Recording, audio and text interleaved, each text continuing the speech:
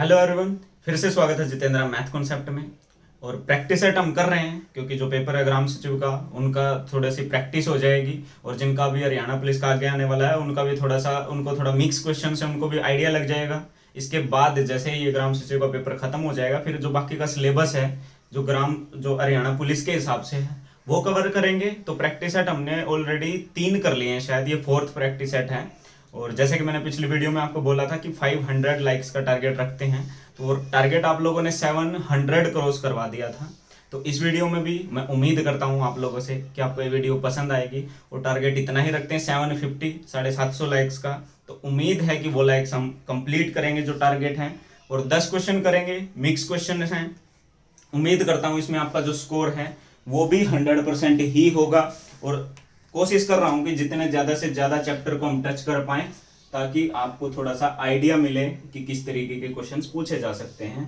आपको बताना है कि if the function f x is equals to x square minus k x plus 5 is increasing on 2 to 4 then जो A option आपके सामने है वो है कि जो K है वो बिलोंग कर रहा है आपका 2 to infinity। ऑप्शन B आपका है कि जो K है वो बिलोंग कर रहा है आपका -∞ से 2। ऑप्शन सी जो आपका है वो है आपका कि जो के है वो बिलोंग कर रहा है 4 to infinity। और ऑप्शन डी जो आपका है कि जो के है वो बिलोंग कर रहा है -∞ से 4 तक। ठीक है, तो आपको बताना है, इस तरीके के क्वेश्चन आपने देखे भी होंगे कि अगर ये function f x is equal to x square minus k x plus 5 जो है वो इंक्रीजिंग है इस इंटरवल में, तो आपको बताना है कि जो के है यहाँ पर वो क्या होगा, उसका जो मान इन चारों इंटरवल्स में क्या होगा। आपने 2 तरीके के जो फंक्शन है वो सुने होंगे, एक जैसे यहाँ सामने लिखा हुआ है इंक्रीजिंग वाला, दूसरा आपने सुना होगा डिक्रीजिंग वाला। दोनों के बारे में थोड़ा सा बता देता हूँ कि जैसे आपको एक फंक्शन दिया है ये, तो अगर फंक्शन इंक्रीजिंग है तो इसका जो डेरिवेटिव है वो हमेशा वो ग्रेटर देन 0 होगा। अगर ये फंक्शन डिक्रीजिंग होता उस केस में इसका जो डेरिवेटिव है वो लेस देन 0 होता। 2 फंक्शन हो सकते थे, एक ये हमें दिया है इंक्रीजिंग वाला, दूसरा केस इसका बन सकता है डिक्रीजिंग वाला, उसमें जो इसका डेरिवेटिव है वो आपका लेस देन 0 होता है, इसमें जो होता है ग्रेटर देन 0 होता है। तो इस केस में अगर मैं यहां से इसका डेरिवेटिव निकालूंगा तो एक्स स्क्वायर का हो जाएगा 2x माइनस के एक्स का हो जाएगा माइनस का के, क्योंकि के एक्स का जो है वो 1 होता है और ये ग्रेटर देन 0 है। अगर इस k को उस साइड लेके जाऊं तो मेरे पास आ जाएगा k लेस देन 2x। ठीक है, ये आ गया। अब आपको पता है कि जो फंक्शन है वो इस इंटरवल में है 2 to 4, यानी कि x का जो मान है वो मिनिमम हो सकता है 2। इस वाले जो इंटरवल है इसमें एंड पॉइंट इंक्लूड होते हैं, तो यानी कि कम से कम 2 हो सकता है, ज्यादा से ज्यादा हो सकता है वो 4। तो जो k है वो x के डबल से कम है, तो x का डबल मान लो, अगर मैं इसकी मैक्सिमम वैल्यू लूं 4, तो उस केस में जो k है वो लेस देन 8 हो जाएगा। दूसरा क्या हो सकता है कि अगर मैं इसका सबसे कम वाला मान लूं यानी कि ये वाला, तो उस केस में k जो है वो 2 दूनी 4 आ जाएगा। लेकिन अगर मैं इसको एक ही लाइन से रिप्रेजेंट करना चाहूं कि जो k है वो 8 से छोटा है और दूसरा केस है कि k 4 से छोटा है, तो मैं आपको ये भी बोल सकता हूं कि k लेस देन 4 है, क्योंकि अगर वो लेस देन 4 है तो ऑटोमेटिकली वो लेस देन 8 है। तो हमारे पास k के जो मान आए वो आए हैं कि k जो है वो 4 से छोटा कुछ भी हो सकता है। और यहां पर जो 4th ऑप्शन है वो आपको दिया है -∞ से 4, ब्रैकेट दी है ये वाली, इसमें आपके एंड पॉइंट इंक्लूड नहीं होते, इसका मतलब 4 से छोटा और इन्फिनिटी में कुछ भी हो सकता है। तो जो डी ऑप्शन है वो होगा इस क्वेश्चन का राइट आंसर। अगर इसी क्वेश्चन में आपको डिक्रीजिंग पूछ लिया जाता तो भी आपको पता है आपको क्या करना था। ठीक है, तो ये था आपका आज की क्लास का क्वेश्चन नंबर 1। उसके बाद बात करते हैं क्वेश्चन नंबर 2। क्वेश्चन नंबर 2 क्या कहता है कि if y is equals to sine x plus फिर से अंडर रूट में साइन एक्स प्लस फिर से अंडर रूट में साइन एक्स, और ये इसी तरीके से जा रहा है। ठीक है, तो आपको बताना है कि जो dy बाई dx है वो क्या होगा, यानी कि आपको इसको जो फंक्शन है इसको डिफरेंशिएट करना है विद रिस्पेक्ट टू x। आपके पास ऑप्शन है, ऑप्शन ए आपका है cos of x divide by 2y plus 1, option B cos of x divide by 2y minus 1, option C cos of y divide by 1 minus 2y, option D आपका है sine of x divide by 2y minus 1। बीच बीच में ना बस video ने दिखता रही है चल रही है कि नहीं, कदे उस दिन की डाल काम खराब हो जाए। ठीक है, y आपको दिया है इज इक्वल टू दिस, आपको निकालना है ये dy बाई डी एक्स, यानी कि इस फंक्शन को आपको डिफरेंशिएट करना है विद रिस्पेक्ट टू x। तो आपको ऑप्शन 4 दिए गए हैं, आपको बताना है कि वो क्या होगा। तो यहां से अगर मैं इस y को लिखूं is equals to under root में साइन x प्लस, आप ध्यान से देखोगे तो ये फंक्शन आपका इन्फिनिटी तक जा रहा है, और यहां के बाद जैसे यहां पे साइन x है प्लस यहां पे फिर से साइन x अंडर रूट में है, यानी कि सेम चीज रिपीट रिपीट रिपीट होती जा रही है। यानी कि अगर मैं इसके बाद वाले फंक्शन को भी लिखना चाहूं तो ये भी आपका y ही है, क्योंकि ये इन्फिनिटी तक जा रहा है, इसकी कोई लिमिट नहीं है। तो यहां से मैं इसको ये भी बोल सकता हूं कि ये y के इक्वल होगा, y is equal to under root of sine x plus y होगा, क्योंकि ये फंक्शन इन्फिनिटी तक जा रहा है और सेम ही चीज हो रही है जो कि आपको y फंक्शन दिया है। यहां से अब मैं निकालना चाहूं कि इसका स्क्वायर क्या होगा, तो वो होगा साइन एक्स प्लस वाई, इसमें कोई दिक्कत नहीं है। अब अगर मैं इसको दोनों साइड डिफरेंशिएट कर दूं विद रिस्पेक्ट टू x, तो इसको जब मैं करूंगा तो ये हो जाएगा 2y into d y by d x. पहले इसको डिफरेंशिएट किया 2y आया, फिर जो बेस है y इसको डिफरेंशिएट किया तो d y by d x आ गया। साइन x को जब आप डिफरेंशिएट करते हो तो वो आता है आपका कोस x, प्लस इसको जब आप डिफरेंशिएट करोगे तो ये आएगा आपका d y by d x.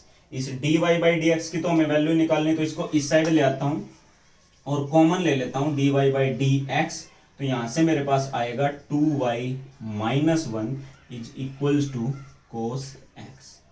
मुझे वैल्यू निकालनी है d y by d x की, वो हो जाएगी, इसको ले जाओ उसके डिवाइड में, यानी कि cos of x divide by 2y minus 1, ये हो जाएगी इस d y by d x की वैल्यू जो हमसे पूछी थी, जो कि आपका ऑप्शन नंबर है ये वाला, ऑप्शन नंबर बी इस क्वेश्चन का जो है वो राइट आंसर होगा। तो क्वेश्चन नंबर 2 आपके सामने था। उम्मीद करता हूं कि आपको जो ये क्वेश्चन है समझ भी आया होगा और आपने ऑलरेडी निकाल भी लिया होगा, और आपका जो आंसर है वो इसी आंसर से मैच भी किया होगा। उसके बाद बात करते हैं क्वेश्चन नंबर 3। क्वेश्चन नंबर 3 क्या कहता है कि आपको निकालना है कि find maximum value of f of x is equals to 2x की क्यूब माइनस का 24x प्लस 107। इस वाले पोर्शन पर लाइट तो नहीं आ रही ना है, इस वाले पे दिखा है ना, है मतलब दिक्कत तो है ना। इन द इंटरवल 1 2 3, तो आपको बताना है इसकी जो मैक्सिमम वैल्यू है वो क्या होगी। आपके सामने ऑप्शन है 85, ऑप्शन बी जो है वो है आपका 75, ऑप्शन सी जो है वो है 89, या ऑप्शन डी आपका है none of the above NOTA. ठीक है, तो क्वेश्चन आपके सामने कि एक फंक्शन आपको दिया हुआ है और वो फंक्शन है आपका 2x की क्यूब माइनस का 24x प्लस 107, और आपको मान बताना है कि इसका जो मैक्सिमम मान है इस इंटरवल के अंदर, तो वो क्या होगा। आपको पता है कि जो इस इंटरवल का मतलब है कि जो x है वो इस इंटरवल में से ही आपको लेना है। दो चीजें आपसे पूछी जा सकती है, जैसे इस क्वेश्चन में आपसे पूछा है मैक्सिमम, दूसरा आपसे पूछा है मिनिमम।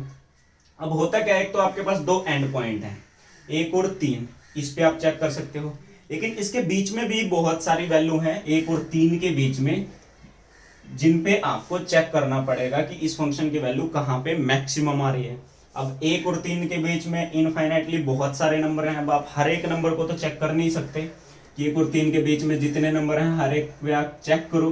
तो इसके लिए हम एक निकालते हैं स्टेशनरी पॉइंट,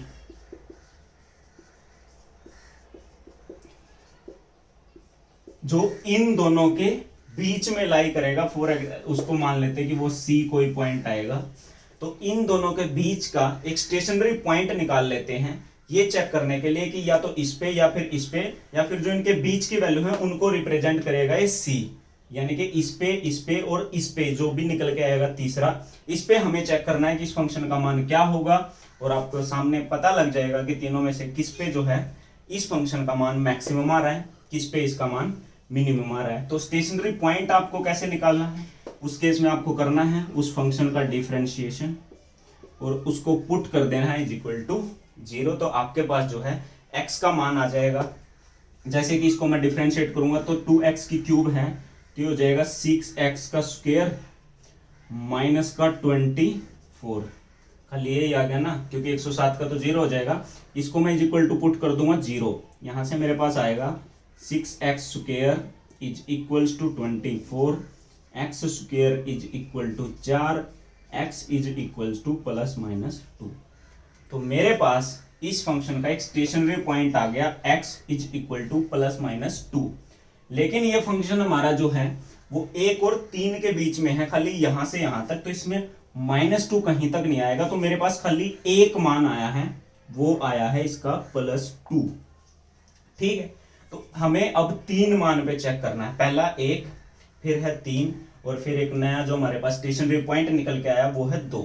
तो अगर मैं इसका मान f(1) पे चेक करूं तो वो क्या आएगा, 2 × 1 2 माइनस 24 प्लस 107, 2 में से 24 गया, माइनस का 22 और प्लस का 107, कितना होगा रहा है, इसमें तो 22 घटा दो 5 85।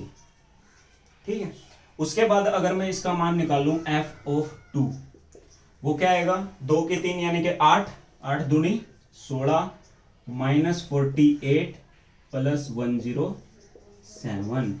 अब 16 में से 48 जब जाएगा तो वो आएगा माइनस का 32, और माइनस का 32 प्लस का 107 ही आ जाएगा आपका मेरे ख्याल से 75। उसके बाद f(3) अगर मैं निकालता हूं तो मेरे पास वो क्या आएगा, 3 3 9 27 दूनी 54 माइनस 24 3 72 प्लस 107, ये क्या आएगा, 72 में से 54 गया 18 माइनस का, और इसमें से जब 107 में से 18 घटाओगे तो 89 बच जाएगा। तो मैंने तीनों जो मान थे इसके 1 2 3 उस पे इस फंक्शन का मान निकाला, एक पे आया 85, एक पे आया 75 और इस पे आया 89। तो आप क्लियरली देख पा रहे हैं कि f(3) पे इसका जो मान है वो है मैक्सिमम, तो मैं ये बोल सकता हूं कि इसका जो मैक्सिमम मान है वो होगा 89। इसी क्वेश्चन का अगर आपसे मिनिमम पूछ लिया जाता तो वो आता आपका 75, तो उस केस में जो आंसर है वो हो जाता है ये। फिलहाल जो हमारा आंसर है वो है ये। तो क्वेश्चन नंबर था आपके सामने 3। इसके बाद करते हैं क्वेश्चन नंबर 4। उम्मीद करता हूं आप लोगों की जो तैयारी है वो चल नहीं रही होगी, दौड़ रही होगी, और जिनका भी ग्राम सचिव का पेपर है बहुत अच्छा दे के आओ, और उसके बाद फिर कंटिन्यू क्लासेस हरियाणा पुलिस के एग्जाम तक ऐसे ही करने वाले हैं। क्वेश्चन नंबर 4 आपके सामने है। वो क्या कहता है कि एक relation R is defined on from 2 3 4 5 to 3 6 7 और 10। By x relation y, x is relatively prime to y. तो आपको बताना है कि इस रिलेशन की जो डोमेन है वो क्या होगी। आपके पास ऑप्शन है, ऑप्शन 1 क्या वो होगी 2 3 5, ऑप्शन बी वो है आपका 3 और 5, ऑप्शन सी वो है आपका 2 3 और 4, और ऑप्शन डी है आपका 2 3 4 और 5। ठीक है, तो एक रिलेशन है R जो कि डिफाइंड है 2 3 4 5 से 3 6 7 10 तक।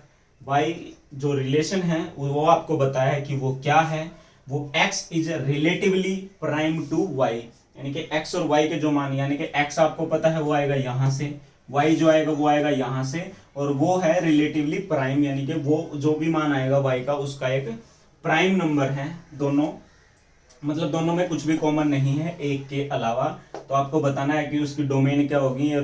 रेंज, डोमेन, कोडोमेन ये हम पढ़ चुके हैं, रिलेशन हम पढ़ चुके हैं, सेट हम पढ़ चुके हैं, फंक्शन हम पढ़ चुके हैं।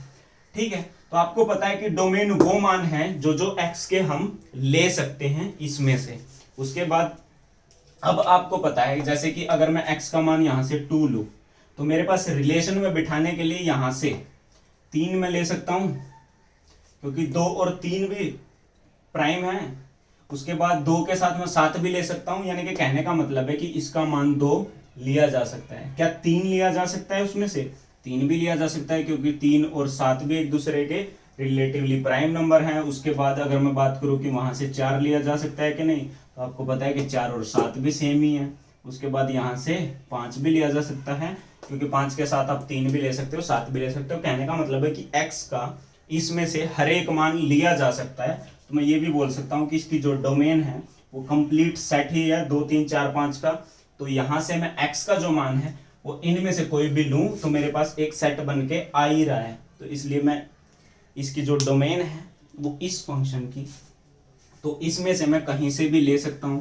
तो इसीलिए जो ऑप्शन है डी वो हो जाएगा इस क्वेश्चन का राइट आंसर। ठीक है, तो उसके बाद चलते हैं क्वेश्चन नंबर 5 की ओर। इस तरीके के क्वेश्चन कभी कभी आपको दिखते हैं, लेकिन आपको इक्वेशन जो है वो सोल्व करनी आनी चाहिए, इसीलिए ये क्वेश्चन डाला गया है। तो आपको सोल्व करना है 1/2 of 2x + 3y + 12 upon 7 × 3x - 2y is equals to 1/2, और दूसरा है 7/2x + 3y + 4/3x - 2y is equals to 2। तो और आपको ये भी दिया हुआ है साथ में कि 2x + 3y not equals to 0, और 3x - 2y ये भी आपका नॉट इक्वल्स टू 0। और इसको आपको सोल्व करना है। आपके सामने ऑप्शन है 1 और 2, 2 और 1, 2 और -1, और -1 और 2। कई सारे तरीके हैं इस क्वेश्चन को करने के। पहला तरीका ये है कि आप ऑप्शन पुट करके देख लो। जैसे कि अगर मैं इसमें पुट करके देखना चाहूँ तो x को अगर मैं 1 और y को 2 पुट कर देता हूं तो ये मेरे पास आ जाएगा 1/2 इंटू x को मैंने 1 पुट किया तो 2 एकम 2, y को मैंने 2 पुट किया तो ये आया 6, प्लस 12 अपॉन यहाँ से 7 इंटू x को मैंने 1 पुट किया 3 माइनस y को 2 पुट किया 4, ये इज इक्वल टू आ जाएगा, ये आ जाएगा 6 और 2 8 दूनी 16, 1/16 प्लस 12/-7, यानी कि -12/7। तो मेरे ख्याल से ये तो आना नहीं चाहिए, इसके इक्वल 1/2 तो आएगा नहीं है। उसके बाद अगर मैं इसका 2 और 1 पुट करके देखूं तो यहाँ से x का मान अगर 2 पुट करता हूं तो 2 दूनी 4, और y का 1 पुट करता हूं तो ये आएगा 3, तो ये आ जाएगा 1/14, प्लस वहां से मेरे पास आ जाएगा 12/, x का मैं 2 पुट करता हूं तो 3 दूनी 6, माइनस वाई का एक पुट करता हूं तो 2, यानी कि यहां से आ जाएगा ये 3 दूनी 6 में से 2 गया 4, 4 सत्ते 28। तो ये क्या आएगा 28 और 14 दूनी 28, 2 + 12 is equals to 14/28 is equal to 1/2। तो इस वाले को पुट करने से मेरे पास ये इक्वेशन सेटिस्फाई हो रही है, तो मैं इस वाली इक्वेशन को भी सेटिस्फाई करवा के देखूंगा कि ये भी हो रही है कि नहीं। तो 2 दूनी 4 और 3 7, ये आया 1, और 3 दूनी 6 -2 4, ये भी आया 1, तो सेटिस्फाई हो रही है। तो मेरे पास एक ऑप्शन है ये, इस तरीके से मैं इस क्वेश्चन को कर सकता हूं। तो आपके सामने आंसर आया 2 और 1। और तरीके भी बता देता हूं कि अगर मान लो आपको ऑप्शन पुट करने में दिक्कत हो रही है या बहुत ही कंफ्यूजिंग हो रहा है, तो वो और कैसे किया जा सकता था इस क्वेश्चन को, कि अगर मैं यहां से इसको A और इसको B मान लूं, ये भी A और ये भी B आ जाएगा। अब मेरे पास क्या है यहां से 1/2A plus 12/7B is equals to 1/2। यहां से मेरे पास आ जाएगा 7B plus 24A is equals to 7 दूनी 14/2 है तो 7AB। ठीक है। दूसरा, इस वाली इक्वेशन को मैं क्या कर सकता था 7/A plus 4/B is equals to 2। यहां से मैं करता तो मेरे पास आता 7B plus 4A is equals to मेरे पास आता 2AB। ठीक है। यहां से अगर मैं इसमें से इसको घटा देता तो ये कट जाता, तो मेरे पास आ जाता 20A is equals to 5AB। यहां से इस A से A कट जाता, 5B इज इक्वल टू 20 है तो B का मान मेरे पास आ जाता 4। अब मैं क्या कर सकता था, B का मान यहाँ पे अगर मैं पुट करता तो ये होता 7 चौक 28। ठीक है। B का मान 4 यहाँ पे पुट करता मल्टीप्लाई बाई 4 तो वो होता 28A। तो यहां से ये आया 28, ये 24 से उस साइड जाता तो 4A बचता, 4A इज इक्वल टू 28, तो A का मान मेरे पास आ जाता 7। और यहां से A मेरे पास है 2x plus 3y is equals to 7, और जो B है वो है 3x minus 2y is equals to 4। अब मेरे पास ऑप्शन है कि मैं इन दोनों इक्वेशन को सोल्व करूं और इस क्वेश्चन का जो आंसर है वो निकालूं। तो आप इस तरीके से भी कर सकते हैं, आप बाई ऑप्शन भी कर सकते हैं, जोन सा आपको ठीक लगे। तीसरा ऑप्शन, आप डायरेक्ट इनकी कुछ भी मानो मत मल्टीप्लाई भी कर सकते हैं, वो भी आपके पास ऑप्शन है। तो जो भी आपको ठीक लगे तीनों में से वो आप ट्राई कर सकते हैं। बाई ऑप्शन आप आराम से पुट कर सकते हैं। ठीक है, क्योंकि 3 ऑप्शन आपको ट्राई करने हैं, तो 1 से 1.5 मिनट में आप मैक्सिमम 3 ऑप्शन ट्राई कर सकते हैं। ठीक है, क्या पता आपका पहला ही तुक्का अच्छा निकल जाए। उसके बाद बात करते हैं नेक्स्ट क्वेश्चन, क्वेश्चन नंबर 4। आपको बताना है, सॉरी क्वेश्चन नंबर 4 नहीं, क्वेश्चन नंबर 6।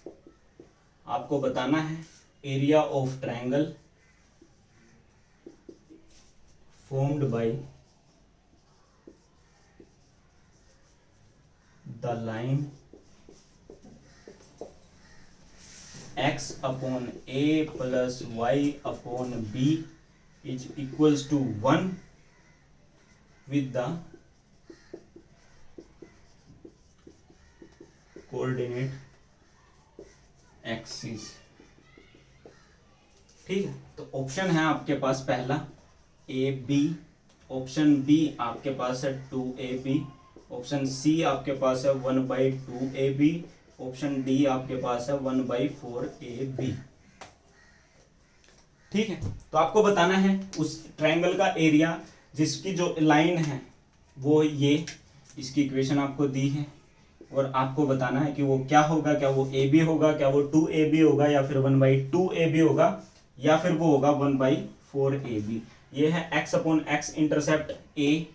यहाँ से अगर मैं इसको इस तरीके से बताऊं कि मान लो यहाँ से ही मैं चेक कर लेता हूँ, तो x upon A y upon B is equal to 1 है, तो ये है x का इंटरसेप्ट, यानी कि मैं ये बोल सकता हूँ कि इस साइड अगर ये हुआ तो यहाँ तक ये A पॉइंट होगा यहाँ पे इसका।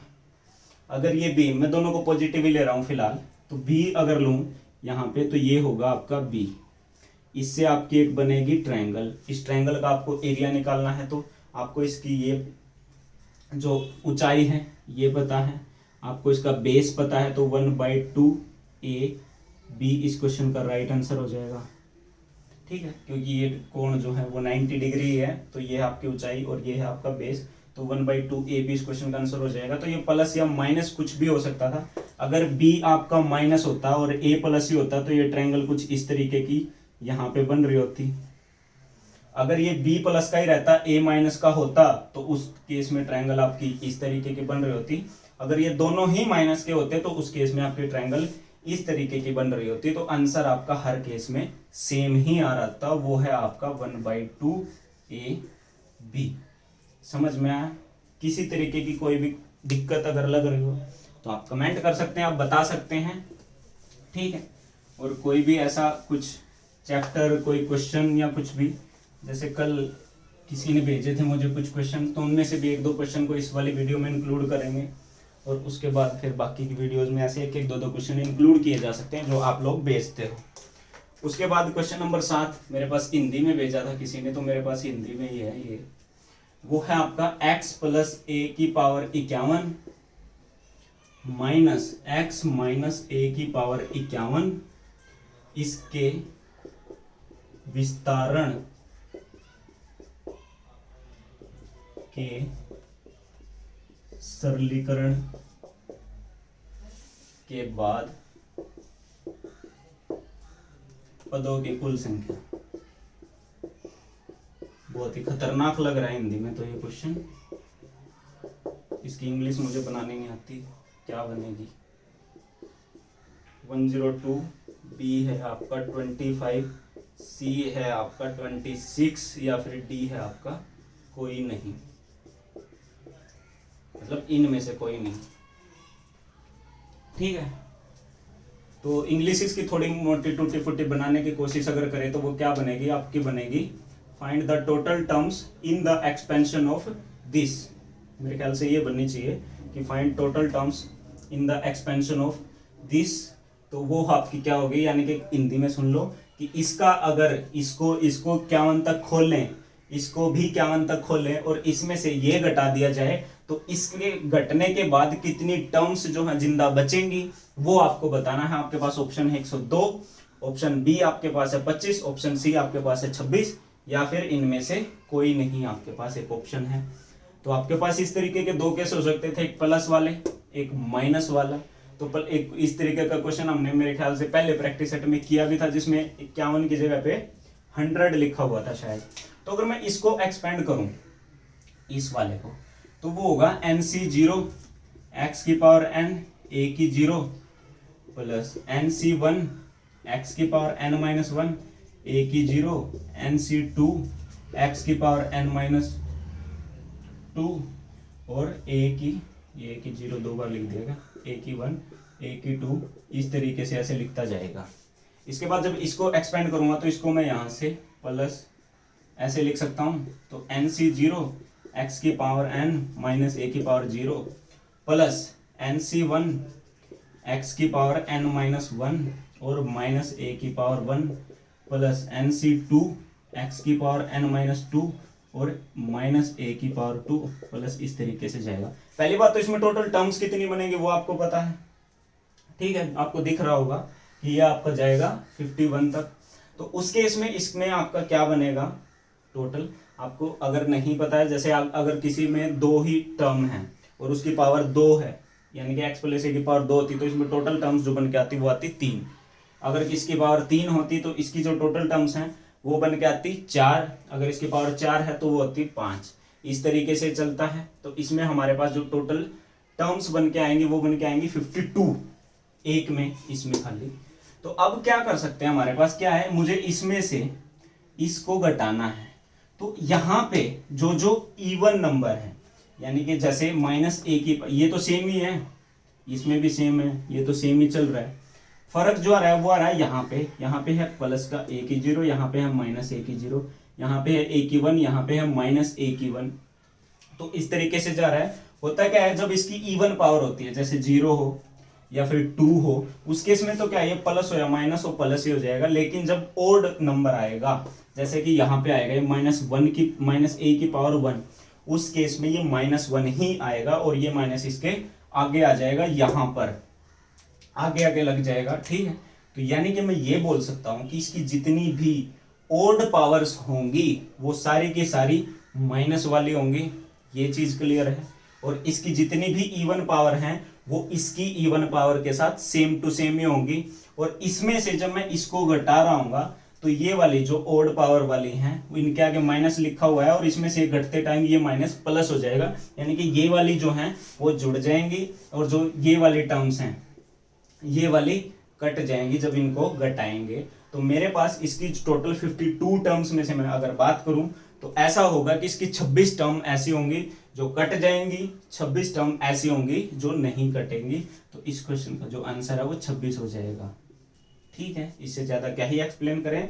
कि कहने का मतलब है कि इसकी जो पहली, फिर उसके बाद तीसरी, फिर पांचवी, सातवीं, नौवीं, 11वीं, इस तरीके से जो टर्म्स हैं वो कटती जाएंगी और जो इवन नंबर वाली हैं, सॉरी ओड नंबर वाली हैं, ये माइनस माइनस प्लस हो जाएगी और ये इस तरीके से आपका जो आंसर है वो आ जाएगा 26।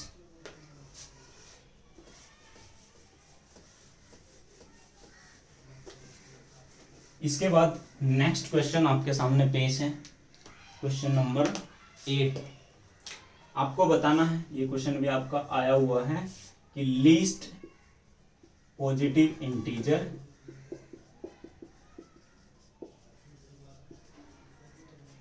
n for which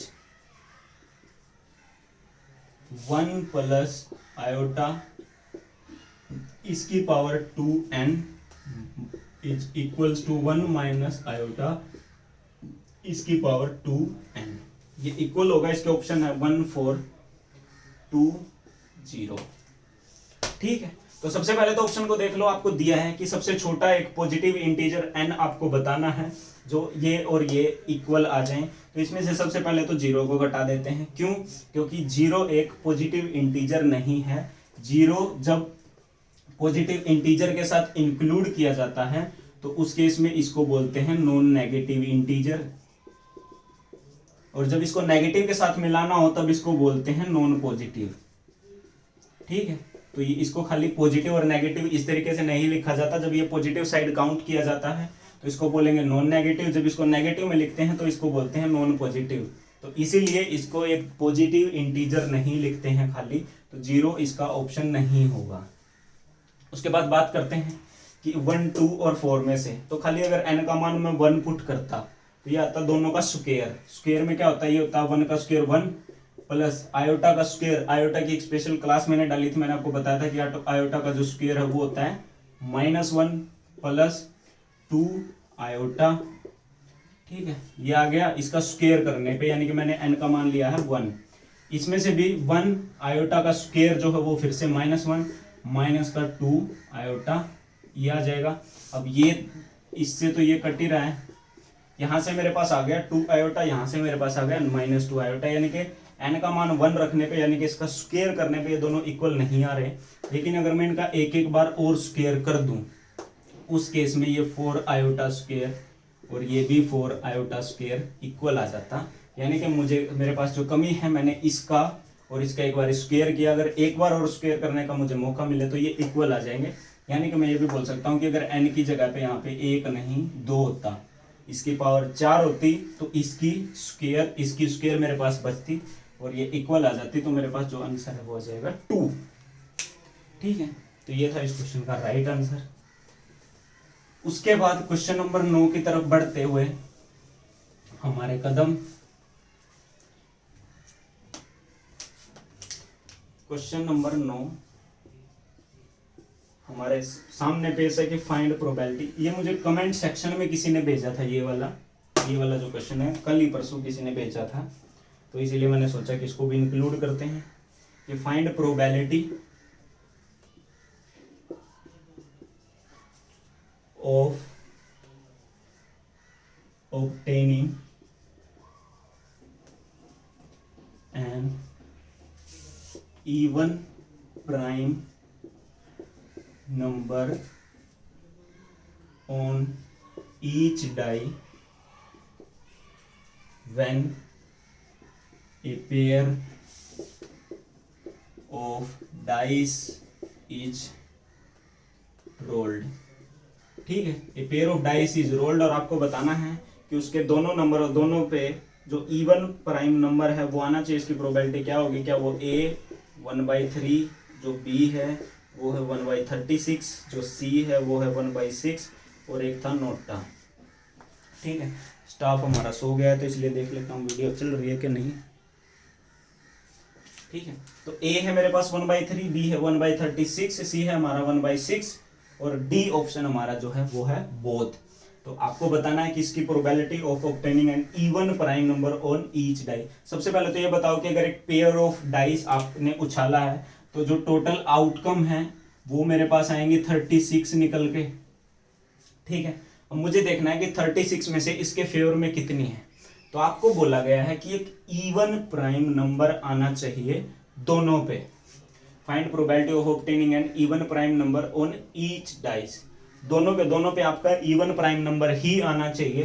तो उस केस में इसकी प्रोबेबिलिटी क्या होगी, तो आपको पता है सबसे पहले तो इवन नंबर कौन से हैं, 2, 4, 6, और इवन और प्राइम दोनों जो हैं वो इकलौता 2 होगा इसमें से, और 2 इस दुनिया का एकमात्र ऐसा इवन नंबर है जो कि एक प्राइम नंबर भी है। तो कहने का मतलब है कि मुझे दोनों ही डाइस पे 2-2 ही लाना पड़ेगा, क्योंकि इवन प्राइम नंबर के नाम पे हमारे पास बेचारा इकलौता एक 2 ही है। यानी कि अगर वो पहले वाली पे 2 आता है तो दूसरी पे भी 2 ही आना पड़ेगा, क्योंकि इसके अलावा मेरे पास कोई भी इवन प्राइम नंबर और है ही नहीं, इस दुनिया का एकमात्र है ये।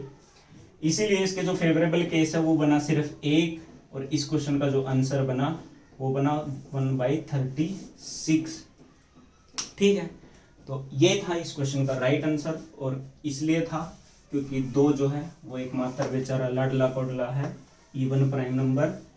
इसके अलावा कोई भी इवन प्राइम नंबर अभी तक पैदा नहीं हुआ है।